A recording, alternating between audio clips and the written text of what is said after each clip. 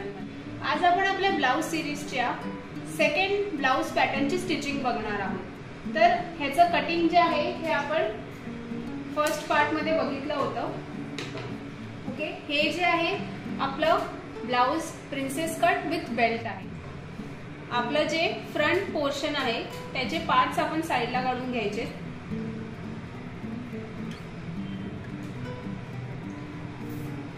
हे आपलं बॅक आहे, हे आपले फ्रंट पोर्शनचं आपण तिन्ही पीसेस जे आहे ते साइडला करून घेतले। ओके, ते बघा आपलं योक, प्रिन्सेस कटचा पार्ट आणि हा बेल्ट। तर सगळ्यात पहिले आपण कटोरी जे आहे प्रिन्सेस कटची ते आपण स्टिच करून घेऊया। या सगळ्यांची मी एक प्लेलिस्ट तयार करणार आहे। तर फर्स्ट व्हिडिओ मध्ये तुम्ही जर बघितलं असणार की मी तुम्हाला अगदी एक्सप्लेन केलंय कसं आपण बघायचंय समोरासमोर ठेवून, जेणेकरून आपले जे आपण हे पीसेस स्टिच करतो ते चुकीच्या जागी स्टिच होणार नाही। या सगळ्या गोष्टी मी अगदी एक्सप्लेन केल्या आहेत। तुम्ही ती व्हिडिओ नक्कीच रेफर करा, ठीक आहे, म्हणजे तुम्हाला कंप्लीट आयडिया येईल की मी हे कसं स्टिच करते। आता आपण ह्यांना इथून स्टिच करून घ्यायचं।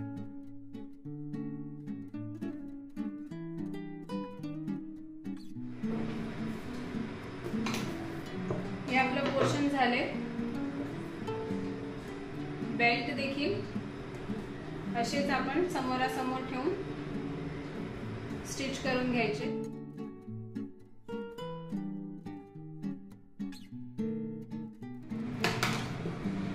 बेल्ट सुद्धा तयार आहे। आता आपण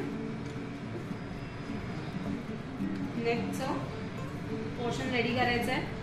इथे आपण पट्टी अटॅच नाही करत आहोत, ठीक आहे। तर विदाउट पट्टी अटॅच करून आपण फ्लिप करून जे आहे इथे नेक रेडी करणार आहोत, ते बघून घेऊयात। फ्रंट पोर्शन आहे आणि हे आपलं लाइनिंग आहे। ओके, मेन फॅब्रिकचा फ्रंट आपण वरती ठेवायचा आणि इथून एक स्टिच करून घ्यायची।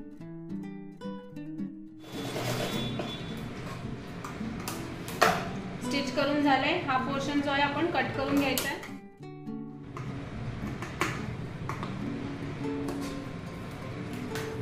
ठीक आहे, कट केले। आता इथे आपण हलके हलके नॉच द्यायचे।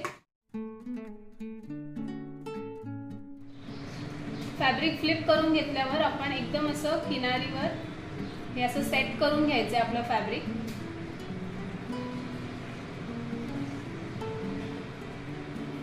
ठीक आहे, हे सेट करून झाल्यावर ह्याच्यावर आणखीन एक अशी इथे स्टिच घ्यायची।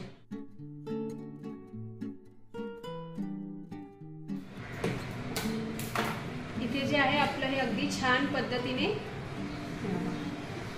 नेक रेडी करून झाले। आता हे जे पोर्शन्स आहे इथे देखील मी स्टिच करून घेणार आहे।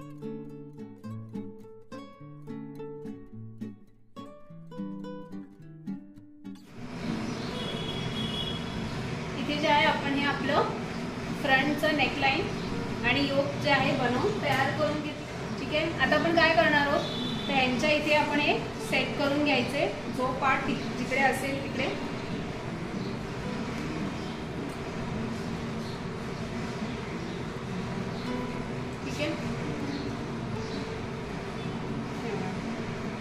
हे अशा पद्धतीने हे पार्ट्स जॉईंट होणार आहे।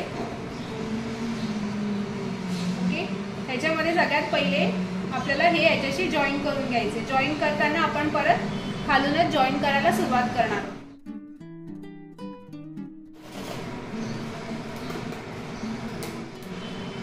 कटोरीच्या पोर्शनला आणि बेल्टच्या पोर्शनला आपण डबल शिलाई करून घ्यायची।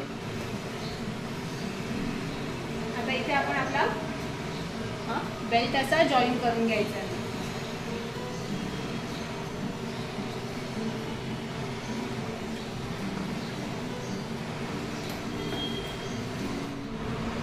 इथे जे आहे आपण हे उरेप पट्टी कट करून घेतली, ती आता इथे स्टिच करून घ्यायची।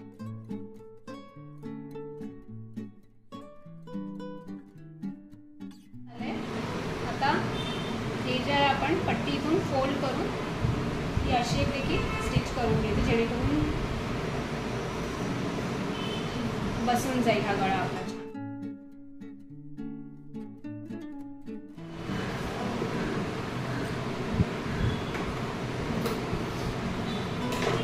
हे जे आहे इथे आपलं हे नेक बनवून आपण तयार केलेलं आहे. ठीक आहे, इकडे ही मी पट्टी फोल्ड करून घेतली. हे जे आहे मेन फॅब्रिकची बॅक साईड आहे आणि ही जी आपण पट्टी फोल्ड केलेली ती आतल्या बाजूला ठेवायची आणि हे आपण स्टिच करून सर्वात प्रथम जे आहे इथून हे असं मी एक स्टिच करून घेईन म्हणजे फिक्स होऊन जाईल इकडे. तर ह्याच्यावरून फक्त जे आहे आपण इथून एक स्टिच घेणार आहोत जेणेकरून हे ते फिक्स होऊन जाईल.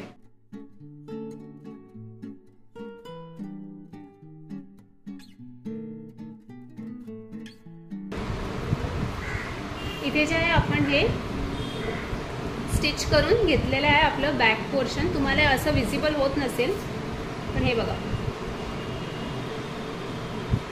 हे असं जे आहे इथे होल्स असल्यामुळे ही पॅटर्न अशी दिसणार आहे आणि आपला जो अस्तर आहे तो इथून आलेला आहे.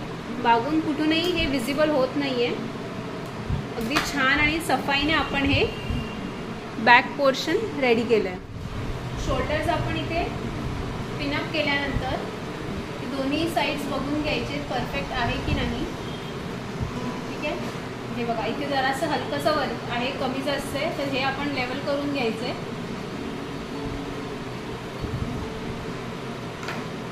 इथे अगदी परफेक्ट आहे. हे अशा पद्धतीने आपण चेक करून घ्यायचे शोल्डर्स अटॅच करण्याच्या आधी. आता आपण शोल्डर्स अटॅच करून घ्यायचे.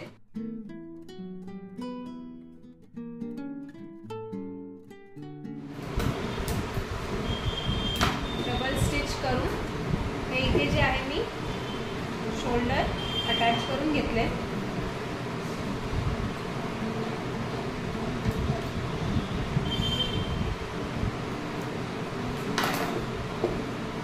इथून जे एक्स्ट्रा दिसते ते आपण ट्रिम करून घ्यायचे. दोन्ही शोल्डर अगदी लेवलला करून घ्यायचे.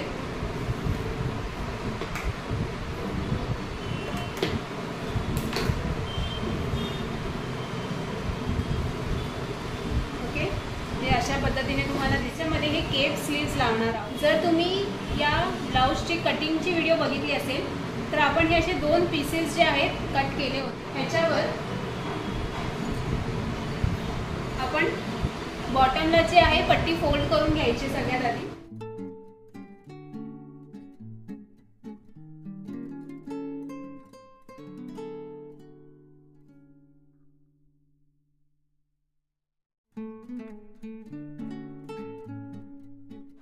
इथे मी पट्टी फोल्ड करून घेतली आहे. या स्लीव्सचा आपण मिडल काढून घ्यायचं आहे. ठीक आहे, आणि मग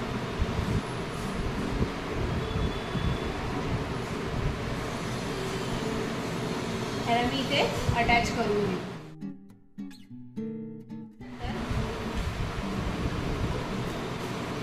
इथे जो हा असा स्ट्रेट लाईन तयार होईल तो आपण आतल्या बाजूला फोल्ड करून घ्यायचा आहे आणि इथे एक आणखी पट्टी येईल ती आपण जॉईन करून घ्यायची.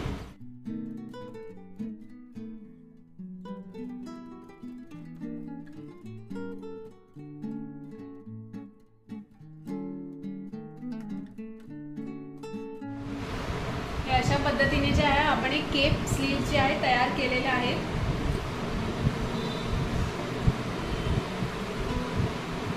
आता ह्याचे साइड्स आपण स्टिच करून घेऊयात.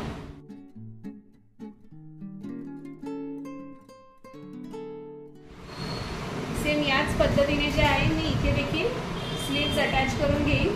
हे जे दोन्ही साइड्स आहेत आपण स्टिच करून घेतलेले आहेत. आता आपण खाली वेस्ट बेल्ट जो आहे तो लावून घेणार आहोत त्याच्यामध्ये.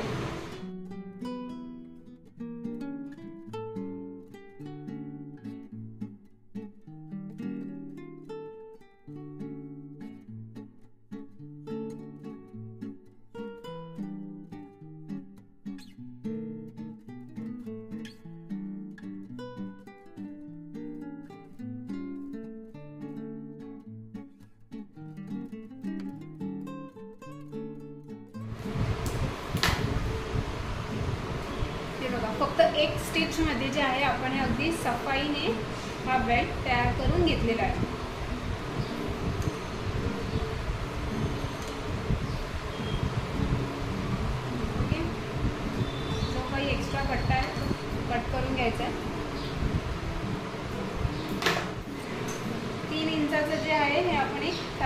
घ्यायचं इथे बटन पट्टी तयार करायला।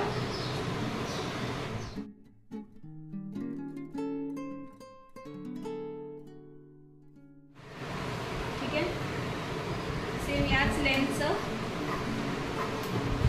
ज्याला आपण 2 फोल्ड करून एक सरळ स्टिच करून घ्यायचे, जे आपले हुकच्या पट्टीसाठी आपल्याला कामाला येईल।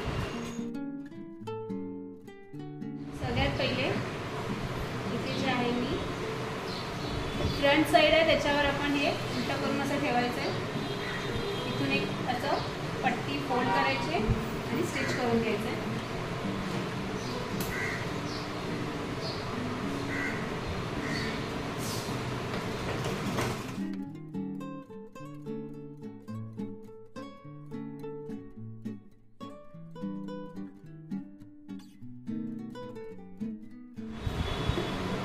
ही जी आता पट्टी आहे हे आपण बाहेरच्या साईडला घेऊन एक स्टिच करून घ्यायचे। हे जे जॉईंट आहे ते आपल्याला आतल्या बाजूला घ्यायचे, हे अशा पद्धतीने।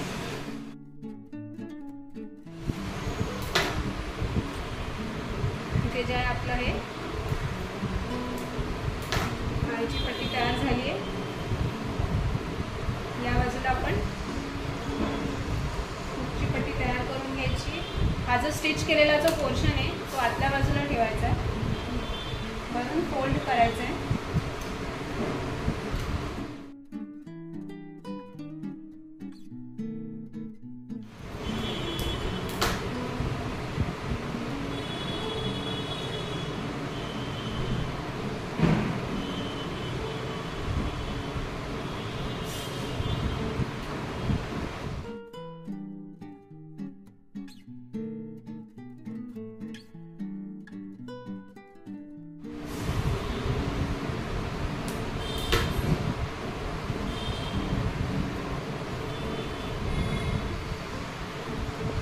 परफेक्ट पद्धतीने जे आहे आपलं हे ब्लाउज इथे बनून तयार झालं आहे।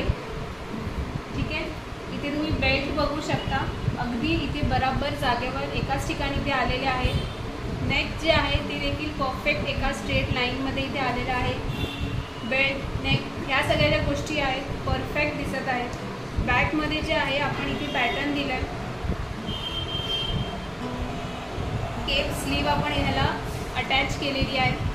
अशा पद्धतीने अगदी सुंदर जे आहे आपण असं हे ब्लाउज बनवून तयार केलेलं आहे।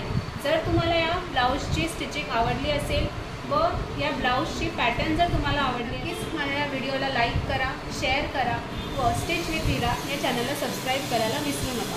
धन्यवाद।